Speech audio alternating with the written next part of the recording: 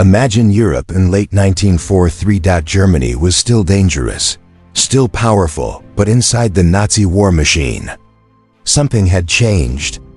The Reich was running out of time. The Allies were growing stronger every single month, bombing German factories, tightening their grip on the skies and seas. And Hitler, sitting in his headquarters deep in the forests of East Prussia, refused to accept the reality that defeat was coming. So he issued an order, one that would reshape the final years of World War II. He demanded Wunderwaffe, the so-called miracle weapons, secret technologies, radical ideas, machines that, in his mind, could flip the war overnight. Inside hidden laboratories, some buried in mountains, others disguised as ordinary factories, German engineers worked day and night. They weren't building ordinary tanks or planes. They were building things the world had never seen before. A flying bomb that could guide itself toward London. A rocket that could reach the edge of space. A jet fighter faster than anything the Allies could launch. A submarine that could stay underwater for days without surfacing. Weapons so advanced that, decades later, modern militaries would still borrow their designs. And here's the most unsettling part: some of these weapons actually worked. Just not in time to save Hitler's crumbling empire, but in those desperate months of the war. German scientists believed they were standing on the edge of a technological revolution, one that might change not just the battlefield, but the future of warfare itself. This is the true story of the doomsday weapons Nazi Germany created, and how close they came to rewriting history. By the summer of 1944, people in London began hearing a strange mechanical buzzing in the sky. It wasn't a plane. It wasn't a bomb. It was something entirely new, something the world had never experienced. They called it the buzz bomb. Its official name was the V1. The V1 was the world's first true cruise missile. A small, pilotless aircraft with a single mission: fly straight toward a city and explode. It was powered by a pulse-jet engine that produced a rhythmic, frightening hum, almost like a motorcycle engine echoing through the clouds. For Londoners, the sound became terrifyingly familiar, because here was the rule everyone learned quickly: as long as you heard the buzzing, you were safe. When the engine stopped, you had about 5 seconds. The missile would glide silently, then slam into the ground with a massive explosion. Homes vanished, streets were torn apart, and ordinary citizens suddenly found themselves on the front line of a new kind of war. From the engineer's point of view, the V1 was brutally simple: a cheap, mass-produced weapon that didn't need a pilot and didn't need precision. It just needed to reach London. And it did thousands of times. More than 9,500 volts 1 south were launched. At one point, they rained down on the city at a rate of up to 100 per day. The Allies scrambled to figure out how to stop them. Fighter pilots had to dive at full speed just to shoot them down. Anti-aircraft guns were moved closer to the coast. Even barrage balloons, huge steel cables floating in the sky, were used to block their path. But in those first weeks, the V1 terrified the public and shocked Allied commanders. This wasn't propaganda, and it wasn't a threat. It was a working weapon, one of the first true strategic missiles in human history. Fortunately for the Allies, its design had limitations. It flew in a straight line. Its accuracy was poor, and it was vulnerable once the defenses adapted. But for a brief moment, it gave Hitler exactly what he wanted: a weapon that struck deep into enemy territory without risking a single German pilot. And it was only the beginning, because deep inside the research base at Peenemünde, engineers were preparing something far more advanced, something that didn't buzz, didn't glide, and didn't announce its arrival. A weapon that traveled faster than sound: the V2 rocket, while the V1 terrorized London with its buzzing engine. Another weapon was taking shape in a secret laboratory on the Baltic coast. A weapon so advanced that it looked like it had fallen out of the future. It was called the V2. Rocket Dot, and unlike the V-1, it didn't fly low. It didn't glide. It didn't make a sound you could hear, because the V-2 didn't approach its target from the sky. It fell from space. The man behind it was Wernher von Braun, a brilliant and ambitious engineer who dreamed not of war, but of reaching the stars. He wanted to build rockets that could explore the moon and planets. But in Nazi Germany, the only way to fund that dream was through the military. So von Braun and his team at Peenemünde built the world's first long-range ballistic missile, a rocket capable of leaving Earth's atmosphere before plunging back down at supersonic speeds. Technologically, it was decades ahead of anything the Allies had. The V-2 was launched vertically, like modern rockets today. Within seconds, it was traveling faster than the speed of sound, so fast. No pilot could control it, and no defense system could intercept it. For the people on the ground, this was the most terrifying part. You never saw the missile coming. You never heard it. You only heard the explosion after it hit. In late 1944, London and Antwerp felt the impact. Buildings vanished in an instant. Streets turned into craters. Civilians were killed without warning. The psychological effect was enormous, not just because of the destruction, but because it made people feel helpless. For the first time in history, a city could be attacked by a weapon that arrived faster than sound itself. Between 1944 and 1945, Germany launched over 3,000 V-2 rockets. They were deadly, yes, but not decisive. Each rocket was expensive, difficult to build, and required highly trained specialists. The factories producing them were constantly targeted by Allied bombers. Germany could never produce enough to change the course of the war, but the technology? That changed everything. When the war ended, both the United States and the Soviet Union raced to capture the rocket engineers and the blueprints. Von Braun and many of his team surrendered to American forces, and just a few years later, their expertise helped launch the U.S. space program, which means that the same man who built the V-2 also helped America land on the moon. A terrifying weapon had become the foundation of modern rocketry. By 1944, the skies over Europe were dominated by Allied bombers and fighter escorts. Waves of heavy B-17s and B-24s pounded German factories day after day. P-51 Mustangs ruled the air, flying higher, faster, and farther than anything Germany could launch. At least almost anything. Because Germany had one aircraft the Allies feared the moment they saw it: the Messerschmitt Me-262, the world's first operational jet-powered fighter. The Me-262 didn't just look different. It moved differently. While Allied fighters relied on propellers, the Me-262 used twin jet engines, giving it a level of acceleration and speed no one had ever experienced in combat. When American pilots first encountered it, they radioed back in disbelief. "This thing is too fast. I can't catch him." The Me-262 could outrun a P-51 Mustang by nearly 200 miles per hour. It climbed faster, dived faster, and could slash through a formation of bombers before anyone had time to react. This wasn't just an improvement. It was like jumping 10 years into the future, armed with 4 30mm cannons, each capable of shredding a bomber with a short burst. The Me-262 quickly became a nightmare for Allied air crews. A single pass from this jet could send a 4-engine bomber spiraling toward the ground.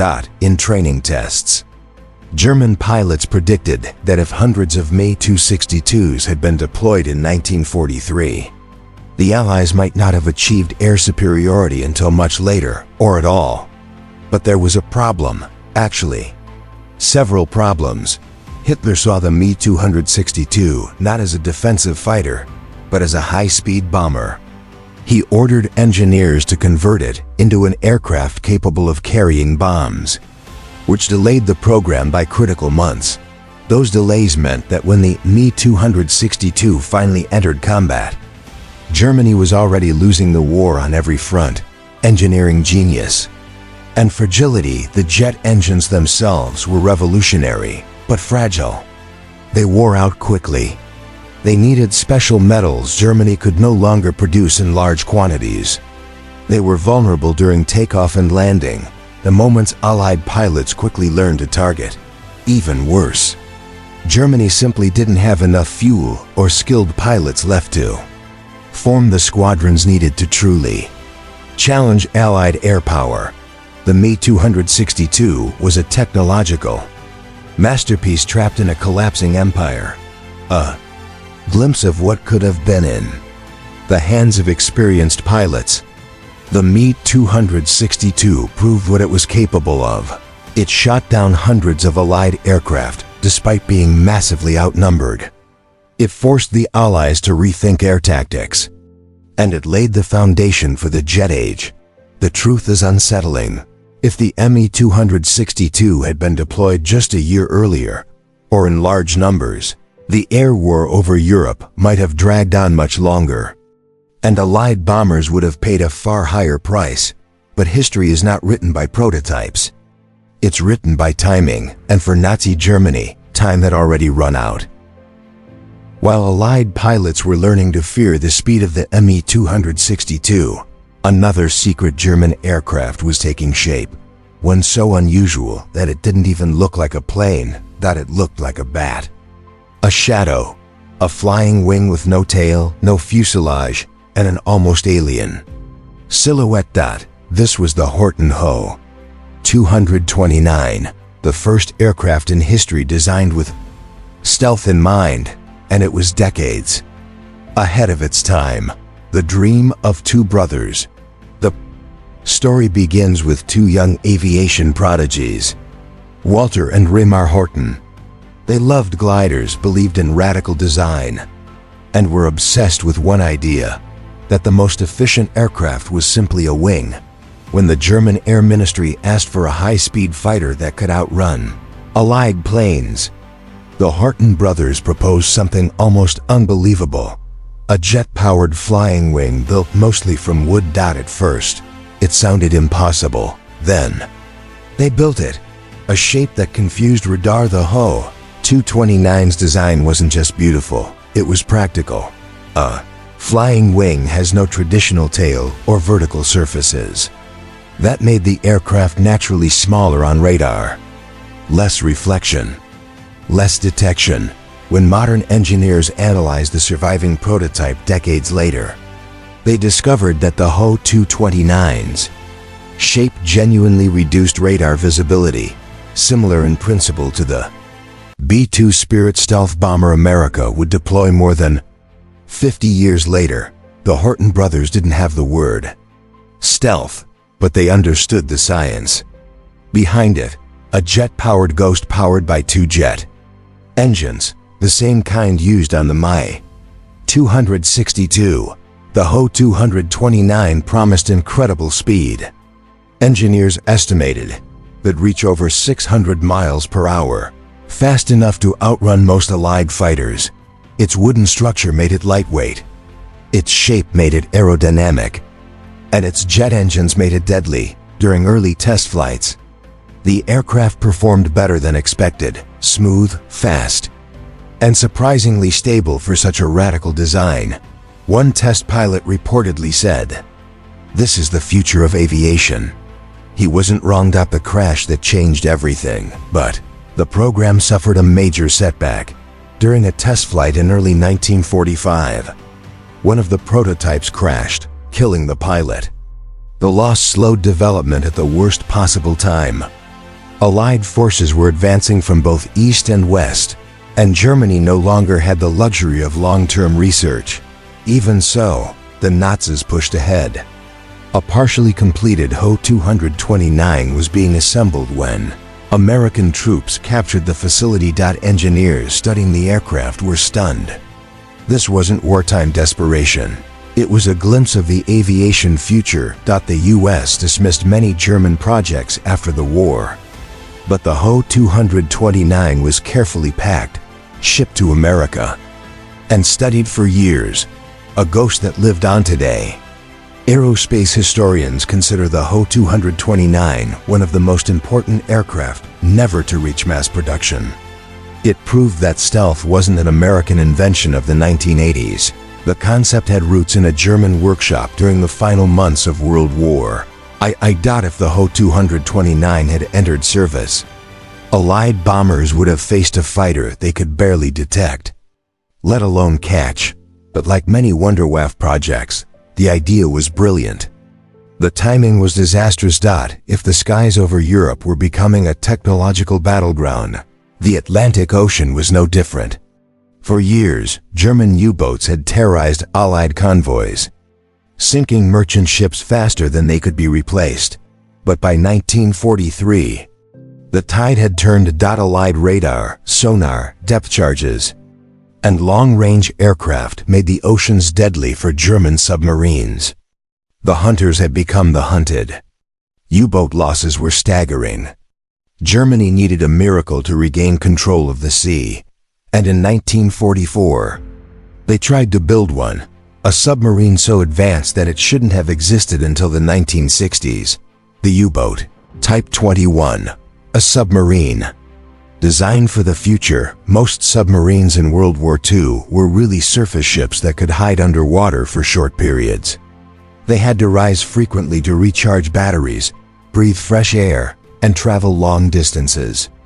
Every time they surfaced, they were exposed and often spotted. The Type 21 was different. It was built to live underwater, not above it. Its sleek, hydrodynamic hull was shaped like a modern submarine. It ran almost silently, and its new battery system allowed it to stay submerged for days, even weeks, without surfacing. In 1945, this was unheard of. Allied sonar operators were trained to expect predictable German movements. But the Type 21 broke every rule. Speed that shocked the Navy. Here's the part that truly stunned Allied analysts after the war. The U-boat 21 was faster underwater than Allied destroyers were on the surface. Underwater speed, 17.2 knots. Destroyer escort speed underwater, practically zero. Destroyer surface speed, around 12 to 15 knots. This meant one terrifying thing. The hunter couldn't catch the hunted. A Type 21 could slip beneath an escort screen, fire its torpedoes, and disappear before anyone realized what happened. Silent weapons. Silent approach. Germany equipped the Type 21 with faster, more accurate torpedoes, a rapid reload system, advanced sonar that could detect enemy ships from long distances, a special snorkel mast letting it run diesel engines while still underwater to the Allies. This would have been catastrophic. Their entire strategy relied on detecting submarines when they surfaced. The Type 21 almost removed the need to surface at all. Naval officers later admitted, if Germany had deployed these submarines 1 year earlier, the Battle of the Atlantic would have changed dramatically. Why it didn't arrive in time as powerful as the Type 21 was. Nazi Germany faced two problems it couldn't escape: bombs, Allied air raids, destroyed shipyards and factories before submarines could be completed. Chaos. By 1945, Germany was collapsing. Fuel, materials, and experienced crews were all disappearing. In total, 118 Type 21 submarines were built, but only 2 ever went on combat patrol. Not one made a meaningful impact before Germany surrendered. A weapon, decades ahead of its time, had arrived just months too late. A legacy that survived the war after the war. The United States, Britain, and the Soviet Union rushed to capture every Type 21 they could find.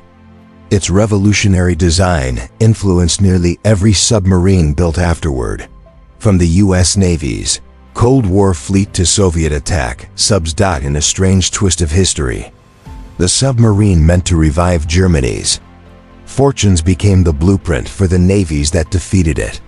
If the German Wunderwaffe program had a symbol, a single machine that captured both its ambition and its absurdity.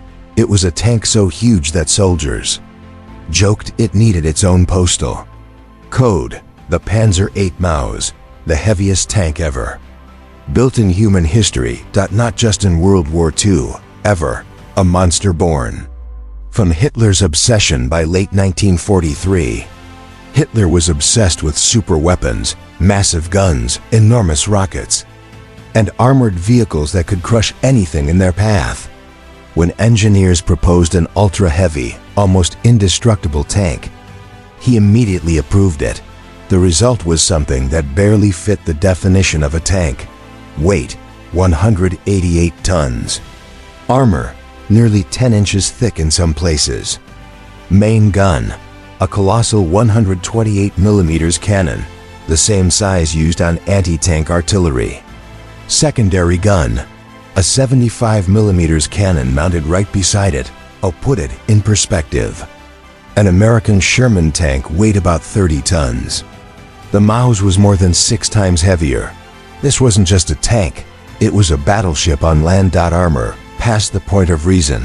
The Maus was designed to be untouchable. No Allied tank gun, not even the powerful 76mm or the British 17-pounder could reliably penetrate its armor. Even air attacks would have struggled, because the roof armor alone was thicker than the frontal armor of many Allied vehicles. A Sherman could hit the Maus all day long, and the Maus would just shrug it off. In a one-on-one engagement, the Maus was practically invincible, but that's where the advantages ended. Too big to fight a real war. The Maus had one giant problem, and it wasn't the Allies. It was physics. It was too heavy for most bridges. It was too slow, crawling at about 12 miles per hour. It consumed enormous amounts of fuel, which Germany no longer had. And it required constant mechanical care, because the suspension nearly tore itself apart under its own weight. Moving it from point A to point B required planning like a major operation. In some cases, engineers proposed that the Maus should wade through rivers using the snorkel, because it was too heavy to cross bridges safely. This was not a practical weapon. It was a fantasy weapon. A tank with no battlefield. Only 2 prototypes of the Maus were completed, one fully operational, one partially finished, and not a single one saw true combat.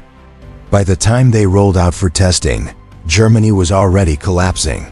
The giant never made it to the front lines. It simply had nowhere to go and no fuel to get there. When Soviet forces approached the testing facility, German crews destroyed the prototypes to prevent their capture. Even then, the Soviets managed to recover enough parts to piece together one completed Maus, which still exists today as a museum exhibit, a monument to ambition and delusion. What the Maus really shows us: the Maus wasn't a weapon meant to win the war. It was a sign that Germany had lost touch with reality, while the Allies mass-produced thousands of practical, reliable tanks. Hitler poured resources into a machine that was too heavy for bridges, too slow for modern warfare, and too late to matter. It stands as a perfect example of the Wunderwaffe dream, brilliant engineering used in ways that made no strategic sense. Imagine standing on a railway line in eastern Germany in 1942, staring up at a wall of steel so enormous that it blocks out the sky. The soldiers around you look like ants. The ground trembles not because it's firing, but simply because it exists. Is the Schwerer Gustav the heaviest, largest artillery piece ever built in human history? It wasn't a tank. It wasn't a rocket. It wasn't even a mobile gun in the traditional sense. It was a 1,350-ton steel monster, so big that it required 2 parallel rail tracks, thousands of workers, and weeks of construction just to prepare it for firing. And yet, Hitler believed this colossal machine would change the course of World War II. A weapon born from obsession. The story of Schwerer Gustav begins long before the war. In the late 1930s, the Germans needed a way to break through the French Maginot Line fortifications. Believed to be impenetrable, Hitler wanted a weapon that could punch through 7 meters of concrete or 1 meter of hardened steel. Something so powerful it would terrify anyone who stood against the Third Reich. Krupp engineers responded by building the impossible, a railway gun with a barrel 107 feet long, firing shells that weighed 7 tons and could travel nearly 30 miles.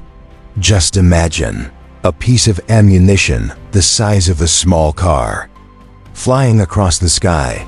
Operation Break the World. When Gustav was deployed to the Eastern Front in 1942, its size caused chaos. It needed 2,000 to 3,000 men to assemble and operate, multiple anti-aircraft batteries for protection, railway engineers to prepare the tracks, a full division-sized security force to protect it. This wasn't a weapon, this was a military ecosystem, and the Soviets quickly learned why. During the siege of Sevastopol, this Titan fired nearly 50 rounds. Each shot sent a shockwave that could be felt miles away. One shell destroyed an ammunition depot buried deep inside a mountain, vaporizing everything in it. The weapon worked exactly as designed. But it didn't change the outcome of the war. The fatal flaw of a Joshua Gustav had one weakness, actually. Several. It took too long to deploy by the time you assembled it. The front had usually moved. Allied aircraft could spot it from miles away. A weapon this big could never hide. It consumed resources Germany desperately needed: steel, manpower, fuel, trains. All sucked into a single gun. In a war defined by speed, mobility, and air power, Gustav was a dinosaur. A magnificent dinosaur. But still a relic. In 1945, as Germany collapsed, the weapon was destroyed by its own crew to keep it out of Allied hands. The legacy of a monsterschwer. Gustav represents the extreme end of Nazi engineering genius and insanity intertwined. On paper, it was a miracle of industrial engineering. In practice, it was a monument to wasted potential. But it lives on as a symbol of how far Hitler was willing to go in pursuit of wonder weapons. A belief that technology alone could save a war already lost. And yet, the story doesn't end here, because even more bizarre, more ambitious, and more terrifying weapons were still on the drawing board. Up next, the unbelievable truth behind Hitler's most insane ideas, projects so extreme they couldn't exist anywhere except Nazi Germany. While massive tanks, rockets, and jets grabbed headlines, Nazi Germany was quietly building weapons that were almost invisible to the public, and almost invisible to their enemies. These weren't bombs that just fell where gravity took them. These were smart weapons, the ancestors of the precision-guided munitions and drones we know today. Fritz X. The first precision-guided bomb. The first of these was the Fritz X, a radio-controlled bomb. Launched from high-altitude bombers, it could be steered toward a moving target using a joystick. Its first major success was sinking the Italian battleship Roma in 1943. For the first time in history, a bomb could hit exactly what the pilot wanted, without ever touching the enemy directly. To the Allies, it was terrifying. Suddenly, ships that thought they were safe were vulnerable to guided weapons from the sky. H's 293. The glide missile. Next came the H's 293, a glide missile with wings. Carried by a bomber, it could glide hundreds of meters to a ship. Pilots could steer it remotely, hitting Allied vessels with deadly precision. Some historians call it the world's first operational cruise missile for naval warfare. Early drones and remote-controlled aircraft. Even more amazing, the Germans experimented with unmanned flying bombs. Effectively the first drones in warfare. Small, pilotless planes were packed with explosives. They were designed to crash into targets, guided remotely by operators. While these early drones were primitive, the concept foreshadowed the modern military drones used worldwide. Today. Why it mattered. Though these weapons arrived too late to change the war's outcome, they showed something important. Germany was experimenting with a type of warfare decades ahead of its time. Guided bombs, anti-ship missiles, and early drones were prototypes of technologies that would dominate conflicts long after 1945, while rockets, jets, and guided bombs made headlines. Perhaps the most terrifying question lingered in the minds of Allied leaders. Could Hitler build an atomic bomb? The race Germany almost won by the late 1930s. Germany had brilliant physicists, Werner Heisenberg, Otto Hahn, and Carl Friedrich von Weizsäcker. Among others, they understood the principles of nuclear fission, the same science that would later power the Manhattan Project in the United States. The Nazi nuclear program, officially called the Uranverein Uranium Club, aimed to produce enough fissile material to build a bomb, develop nuclear reactors to sustain a chain reaction, turn atomic energy into a weapon capable of shocking the world. On paper, they had the expertise. On paper, it seemed possible. The reality of limitations, but Germany faced enormous obstacles. Resource shortages, uranium and heavy water were extremely scarce, and Allied bombings disrupted access. Scientific disagreements. Heisenberg and others argued over whether a bomb was feasible during the war. Some thought a reactor-based approach was safer. Time. By the time Germany seriously pursued the project, the Allies were already closing in on key research facilities, despite some rumors after the war. Historians agree, Germany never came close to a deployable atomic weapon. What if they had? It's chilling to imagine. A Nazi atomic bomb in 1945 could have targeted London, Moscow, or New York. Even a single nuclear strike might have forced a political surrender or prolonged the war.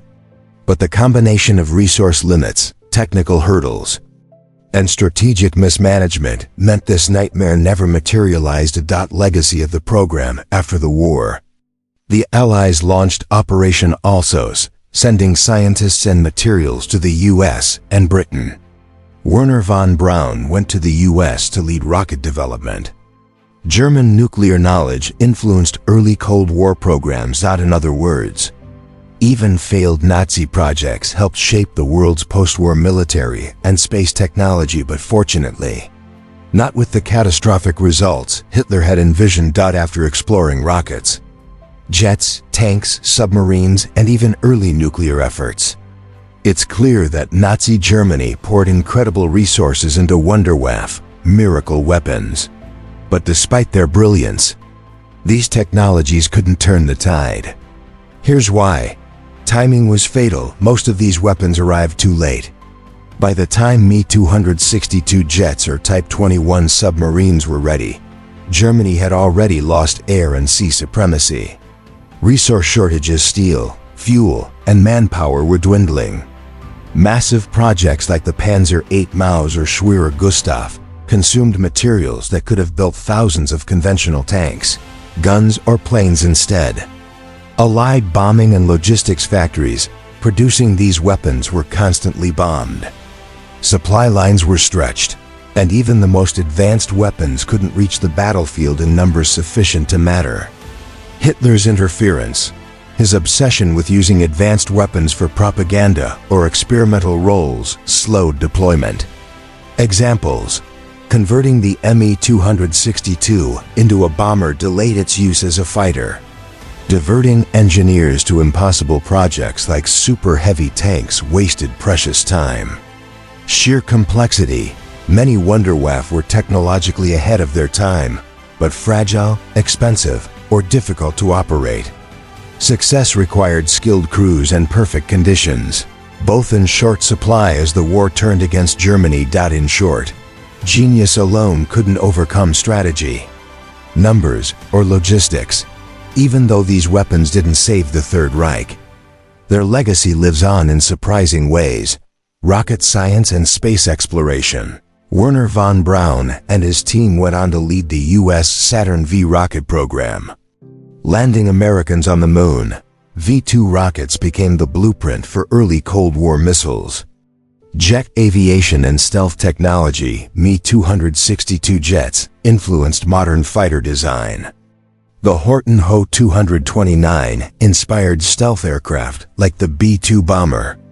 Naval warfare evolution Type XXI submarines directly influenced Cold War submarine designs worldwide. Precision weapons Fritz X, HS-293, and early drones were the ancestors of today's guided missiles and UAVs. A lesson in strategic reality, Wunderwaffe is a cautionary tale. Even the most advanced technology cannot replace strategy, logistics, and timing in warfare. Nazi Germany's doomsday weapons were incredible, terrifying, and ahead of their time. They could have changed the battlefield or even the world, but in the end, technology alone could not save a crumbling empire. What remains is a legacy of innovation, born from desperation and a glimpse into how some of humanity's most advanced weapons of today have their roots in the last days of World War II.